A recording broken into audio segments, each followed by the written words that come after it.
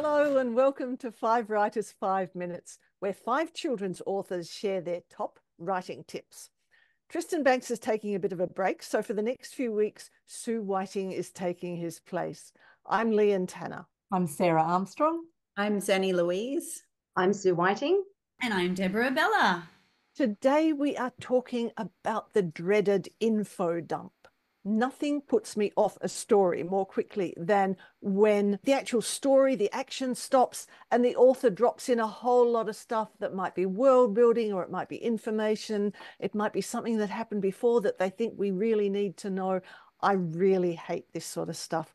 How do we avoid it? Sarah, how do you avoid the information dump?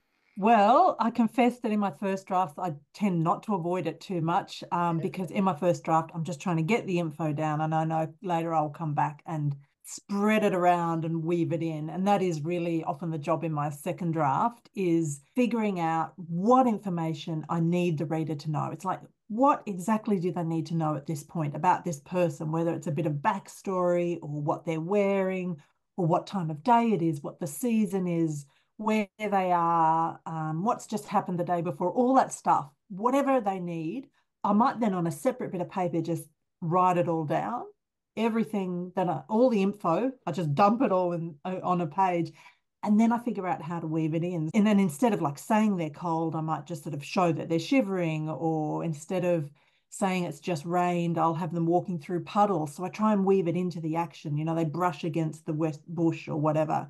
I also think about kind of spacing it out. Like I might say, oh, it's 3 years since he's been to his auntie's place, and then not say why. And then a bit later, make it clear that there was a big disagreement 3 years ago. And then a bit later, I reveal that it was his mum and his aunt had a big fight over a particular thing. So I try and weave it in through action, through stuff happening, and I try and stretch it out, because it's good sometimes to have those gaps in information, because the reader wants to keep reading to find out what that is. So I'd say that's my main approach. Info dump it first and then weave it through later. I really like that. And yeah, I think I do the same. Your first draft definitely has more info dump than your second or your consequent draft. And that's your job in the rewriting process, is to show rather than to tell. I kind of think of it a bit like Wikipedia page versus story, because, your Wikipedia page has all the information that you need about the character and the setting and the world. I think it's just about really being in the scene with the characters. So I just try and be there with them and, hear the sound of the traffic. And like Sarah's saying, it's about the sensations of the physical environment through the character's body, rather than explaining where they are. It tends to be a little bit boring, but there are times in your story, particularly a longer story, where you will have a bit of summary. Sometimes you do have to sort of gloss over quite a big chunk of information, but it's just about keeping it as minimal as possible. And in those subsequent drafts, wherever possible, you can show it through the action and through the conversations and the interactions of the characters. That's usually preferential. How about you, Sue? What's your feeling about this? Oh, I totally agree with both of you, because as the writer, we have to know everything. That's our job. We have to know all that backstory, what led the characters to this point in the story. All that information is our job to know. But our job is also to make sure that we decide what the reader needs to know. And so when I think about backstory, I'm very indulgent in my first draft. You sort of need to sort of just get it down there so you don't forget it, I think.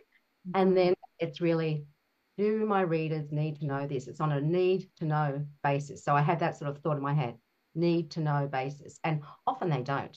But it's not until you've told the whole story that you sometimes realize what things are really important for them to know and what things aren't. And I think of it in terms of character information. I often try to think it this way, because I spend a lot of time developing my characters. I do lots of notebooking and all that kind of thing. And I know everything about that character, what drove them to that point, what drives them, what motivates them, what they love, why they love it, all those kind of things. But I don't need to tell my readers all of that, because I think of it all as their DNA. What makes them them? So if I know them and they carry that on their backs like it's their DNA, then I know how they act and react and think and feel. And then that is the way that you'll show a lot of that information. So that's one of my little things that I tend to do, is think of it as the DNA of the story or the DNA of the character. And that way it's a little bit more seamless in showing it, because you're not trying to tell it all the time. I love that. I love that, Sue, because we do need to know way more than our reader. I remember J.K. Rowling when she was, writing and forming Harry Potter in her head. She knows way more about those characters than then goes into that final book. And I think we need to think about that. But I think the info dump in the first draft, I agree with you all. You put it in, and then our job with our editing is to cut back. And Sue, I think you're totally right. Sometimes we don't need to say it. Sometimes we go, oh no, our readers must know this. But the thing is, readers are very, very smart. And also, sometimes I will find myself do a whole big paragraph about, so when she was little, her dad left her and her mum, blah, blah, blah. And I just think, no. And that can be in first draft. That's all right.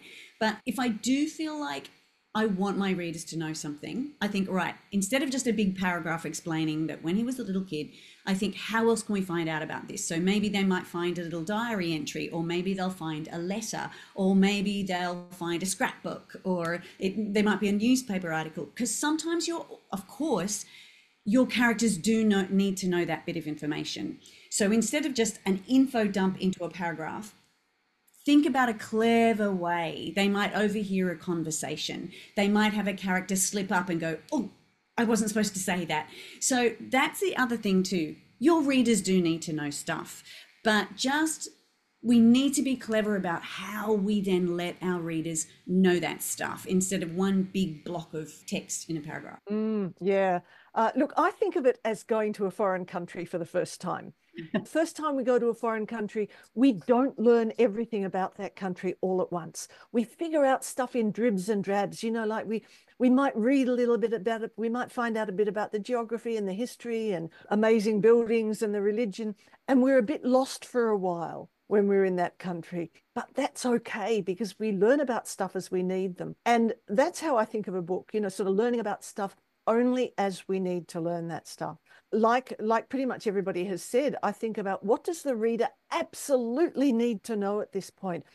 And am I really sure that they need to know all of that? Am I just sort of being self-indulgent here?